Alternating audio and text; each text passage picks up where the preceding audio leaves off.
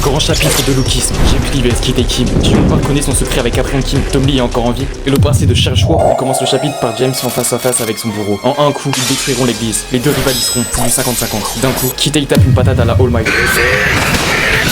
Et le temps devient en slow motion, tout le monde est choc barre. Puis James l'esquive. Une deuxième explosion éclate, les deux seront propulsés. Kite Kim a l'air de kiffer ça. James reste chill tout en avançant. Son adversaire a son aura d'antagoniste. C'est littéralement la lumière contre les ténèbres, comme si un ange avait pacté avec le diable. Mais au moment où ils allaient s'éclater la gueule, la meuf de Tom Lee sera balancée par Shang-Tsu.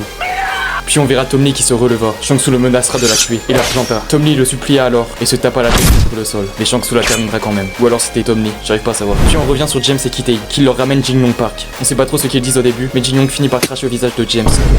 D'un coup, James dira « J'ai tué Monsieur Chua » en parlant de Bonga Chua. Ils seront choc barre. Ji-young pétera son crâne. D'un coup, ce dernier dira « Je pense que Caprion Kim reviendra de la mort grâce à ça ». Puis l'insultera de bâtard. Ji-young gueulera ensuite à Young-woo, qui est toujours en vie, qu'elle est la seule à pouvoir dire la vérité sur Caprion Kim et James Lee. Au même moment, l'ange le transforma en démon. James le termina violemment. À ce moment-là, Ji-young s'endorma. Il y a eu un flashback de l'ère de la génération 0, en pleine guerre de gang. Et c'est à ce moment-là qu'il rencontra pour la première fois Cherchua. Le prochain chapitre sera sur le passé de Caprion Kim et Cherchua. Au passage, n'hésitez pas à vous abonner à ma nouvelle chaîne, le Fushiguro.